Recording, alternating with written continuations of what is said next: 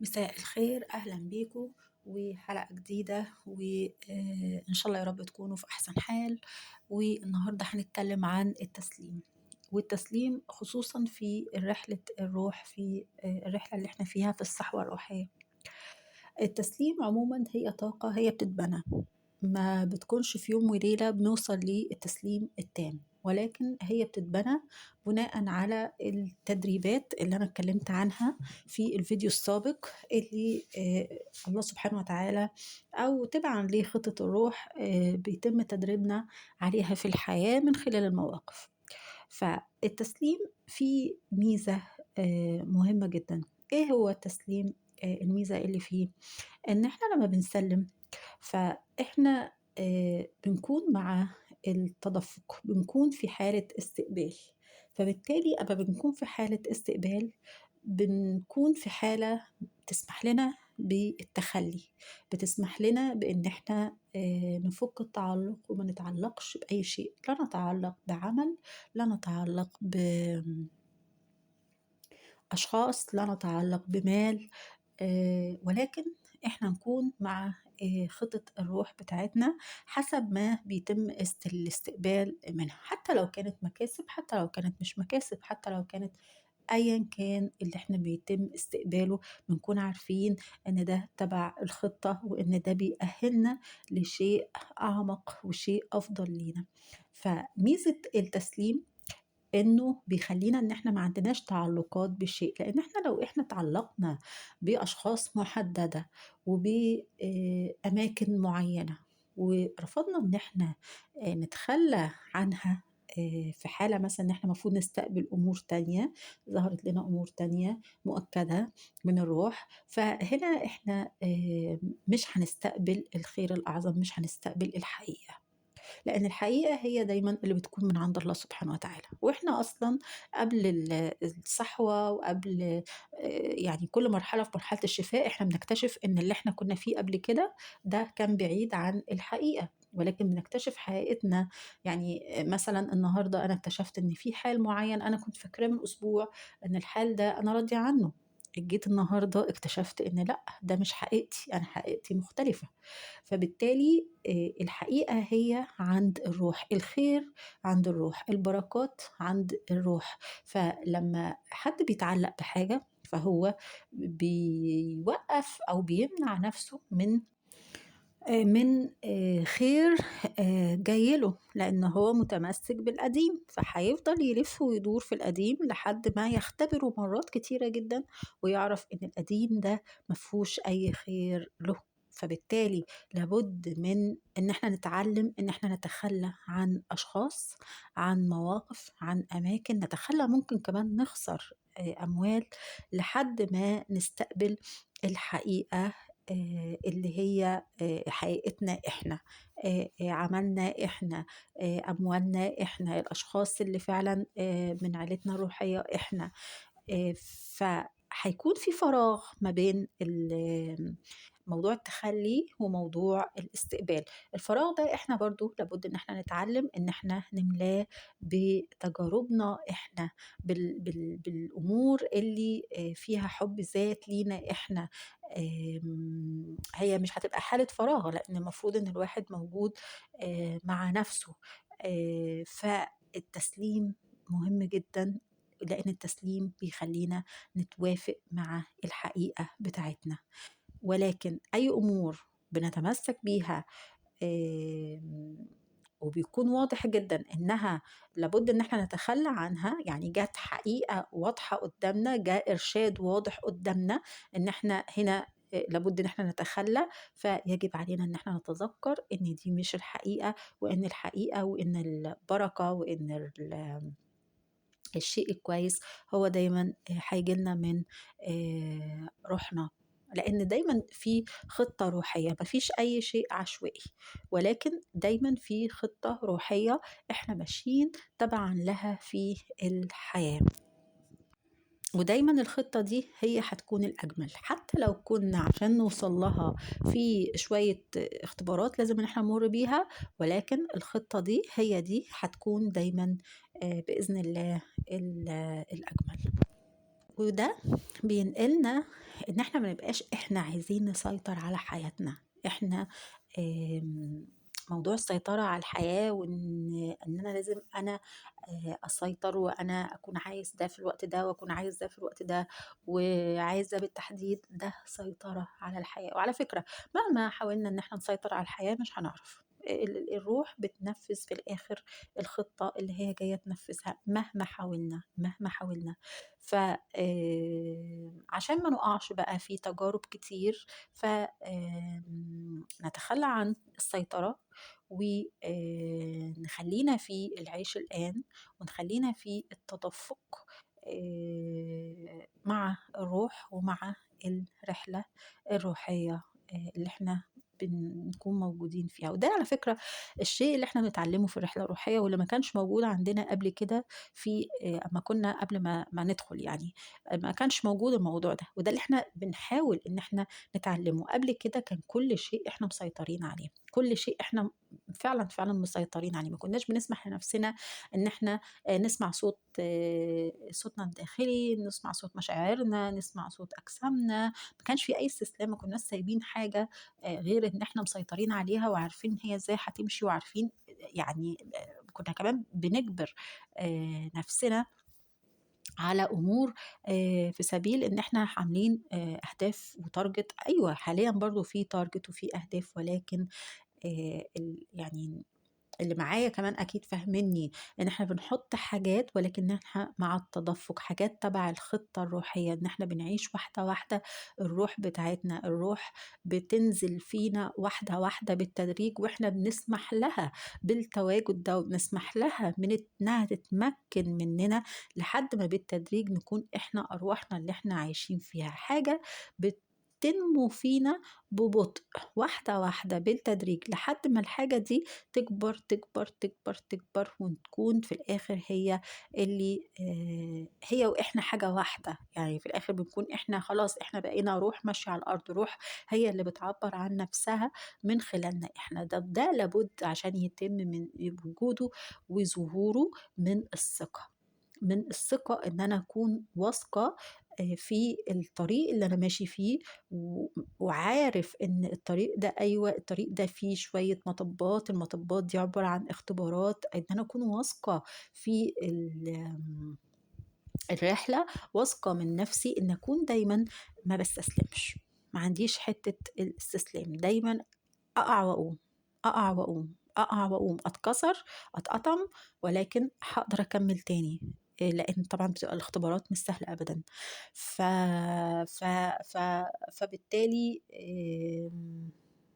هنا بتيجي المرونة، هنا بتيجي الثقة، هنا بتيجي طريقة معالجة ال المواقف والمعرقلات اللي بتحصل في حالة من التسليم.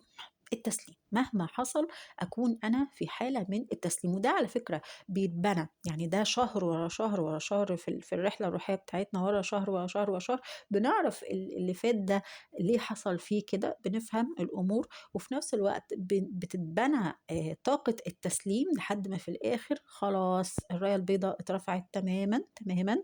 أنا اللي روحي هتقول عليه هو اللي أنا تمام، أنا مسلِّم لله تسليم تام. آآ أنت بس يا رب يعني قُل لي بس المفروض إن هو يتعمل، كويس. طبعًا ده وهو بيحصل بيكون في حتّة بتموت، الحتّة القديمة بقى. فالحتّة القديمة دي بتطلّع بت بت بتعبّر عن نفسها، بتعبّر عن نفسها بقلق، بقلق، إنها تشعرك بقلق، تشعرِك بقلق. بتعبّر عن نفسها بمشاعر بقى حزينة. تخيّلوا إن في حد بيموت، يعني في حاجة جواكِ قاعدة معاكِ العمر كلّه أيًا كان عمرِك، والحاجة دي جواكِ بتموت. ممكن تتخلّي عن طريقة حياة، عن طريقة تخلّي عن طريقة تعلُّق معيّن، تخلّي عن أشخاص، تخلّي عن أماكن. فبالتالي الحاجة دي وهي بتموت بتطلّع مشاعر سلبية. المشاعر السلبية دي بقى مش أنتِ، دي مش أنتِ، ولكن دي مشاعر الجزء اللي بيتغيّر حاليًا، الجزء اللي بيموت حاليًا، تبعًا التطورات اللي بتتم في رحلتِك الروحية، ده الجزء اللي بيموت، ده الجزء اللي إحنا مش عايزينه يكون موجود، ده اللي بيتعمل له عملية خيمياء وبيتحول في الآخر الجزء ده لتسليم، من قلق لتسليم، من غضب لتسليم، من خوف لتسليم. مجرد ما إحنا نكون حاطين مبدأ عام ماشيين عليه. إيه هو المبدأ العام ده؟ المبدأ العام إن أنا مش هاستسلم. كمان مبدأ عام، المبدأ العام إن أنا عارف أنا في إيه، وبالتالي أنا مسترخي في اللي أنا فيه، وبالتالي أنا مسلم في اللي أنا فيه، وبالتالي أنا عارف إن في دلوقتي حاجات بتحصل، ولكن في الآخر النتيجة أنا واثق منها 100% إن أنا الله سبحانه وتعالى شايل لي الأفضل، وطالما أنا باعمل فأكيد أنا هالاقي نتيجة للعمل ده. وده هنا الrules المبادئ اللي المفروض أمشي عليها. ولكن لو أنا آمم سلِّمت بقى للاتجاه التاني، للقلق، للتوتر، ما افتكرتش دايمًا إن أنا ماشي في طريق روحي، فبالتالي الطريق ده أكيد هيرشدني للصح. لأ، مش هاقدر أكمّل. وفي كتير يعني يعني الموضوع ده بياخد معاهم وقت عشان خاطر يحصل عملية التحوّل. في هنا عملية تحوّل إحنا بنتحوّل لها، عشان إحنا دايمًا واخدين على السيطرة، فإن يتم عملية التحوّل ده، ده بيتم ببطء. ودي من أسباب إن الصحوة الروحية بتاخد وقت، هي ما بتتمش في يوم والّا 2 والّا شهر والّا 2، ما عشان يتحوّل كل ده، يتم التحويلات دي، وخصوصًا إن في طبقات بتكون طبقات مش عميقة، هي عميقة طبعًا ولكن طبقات جامدة، يعني بيكون في طاقات سلبية، لأ طاقات سلبية عنيفة، هجمة طاقية عنيفة. لو أنا ما استقبلتش الطاقات دي بتسليم وبفهم أنا في إيه، يعني ساعات حتى الواحد بيكون فاهم هو في إيه، ولكن في حالة هو مش يعني حالة غريبة بتكون موجودة. فأحاول إني أسترخي، أحاول إني أستعين بcoach، أحاول إني نفس الإرشادات اللي أنا قُلتها من أول الفيديو،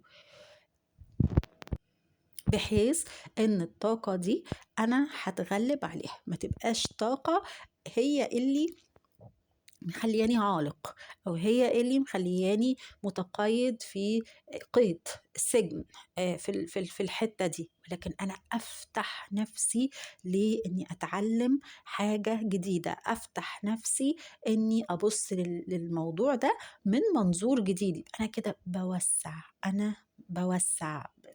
أنا عارف حاطط مبدأ، المبدأ ده إيه؟ إن أنا الله سبحانه وتعالى بيحبني، إن كل اللي بيحصل لي ده هو حُب، وهو تدريب، وهو تعليم. ف الأنا مش حقيقية، ولكن اللي أنا رايح له هو ده الحقيقي. ولكن اللي أنا رايح له أمر بيستلزم 1، 2، 3، 4 اللي إحنا اتكلمنا عليهم دول. فبالتالي أنا لازم أنقذ نفسي، أنا بطل الحكاية. أنا طالما أنا بطل الحكاية، فأنا هاقدر إني أنقذ نفسي من الحال القديم اللي موجود فيه. صحيح يعني التمن بيكون الحقيقة التمن كبير، يعني الحقيقة فعلًا التمن بيكون من عمرنا، بنقعد وقت في الصحوة الروحية، من وقتنا، من كل الأمور اللي إحنا بنمُر بيها. ولكن نبقى عارفين إحنا رايحين لإيه، إحنا رايحين للحُب، رايحين إن إحنا حياتنا كلّها تبقى حُب في حُب، فبالتالي رايحين لحاجة حلوة أوي. فنسترخي، نسلِّم لله سبحانه وتعالى، نسلِّم له التجربة. لإن أنا يعني عايزة أقول لكم على حاجة، إن كده هتتم. يعني كده الرحلة الروحية، لو العقود الروحية والرحلة الروحية كده هتتم. اخترنا أو ما اخترناش هي كده هتتم.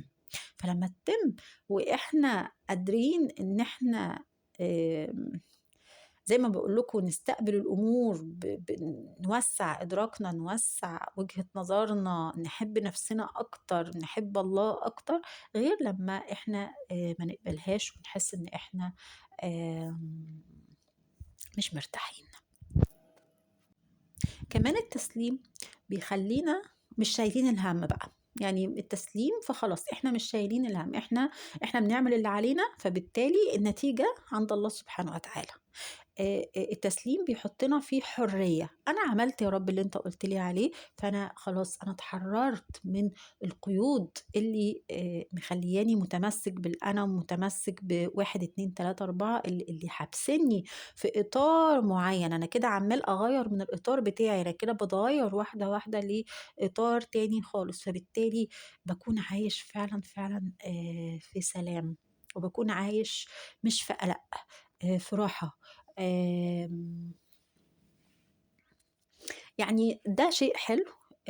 صحيح مع كل موقف بنتعرّض له، على بال ما بندرك الموضوع ده، على بال ما بندرك إن إحنا لازم نسلِّم، وعلى بال طبعًا ده بياخد وقت، ولكن أمّا بنوصل للمرحلة دي بنحس قد إيه إن إحنا عملنا في نفسنا حاجة حلوة، قد إيه إحنا بنقرّب من الله، بنبني علاقة مع الله كلّها حُب، كلّها ثقة، كلّها إن إحنا بنقول له اتفضل يا الله ارعانا، أنا مسلّمة لك أمري، أنا مسلّمة لك حياتي، أنا مسلّمة لك أسرتي، أنا مسلّمة لك مالي، أنا مسلّمة لك كل حاجة.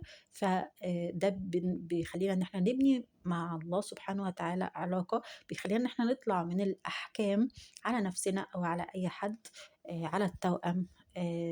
فطبعًا ده برضه التسليم، إن إحنا ما بنبنيش أي حُكم على التوأم، ولكن حصل موقف أنا باعالج الموقف وباسلِّم كل ده لله سبحانه وتعالى، بابدِّل الموقف وباصلّحه من جوايا وبابدِّل كل ده، حصل موقف من اتجاهي أنا مش باحكم على نفسي، ولكن نفس الشيء و باصلّحه أسلِّم كل ده لله سبحانه وتعالى. فبالتالي التسليم حاجة مهمة جدًا، جدًا، التسليم بينقل الشخص من حال لحال، وهو بيتبنى، فلازم أكون دايمًا في التسليم، يعني قد ما أقدر، طبعًا هو بيتبنى فلحظات كده ولحظات كده ولحظات كده، فبالتالي أنا أكون دايمًا في التسليم وأكون دايمًا باتقدّم إني أتجاوز الصعوبات عشان أكون دايمًا في التسليم. دي كانت الفكرة بتاعة فيديو اليوم، و هي الحقيقة حاجة جميلة، النهارده حصل موقف فكان لازم يعني خلّاني أعرف الفكرة دي، مش أعرفها، يعني أنا كنت عارفاها يعني، خلّاني أحب إن أنا كمان أشارككم معايا فيها، لو في أي استفسار أهلًا بيكم، و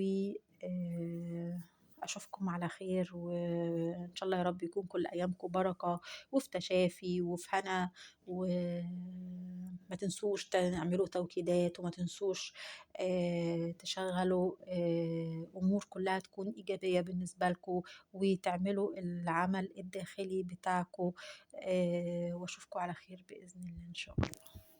تصبحوا على خير.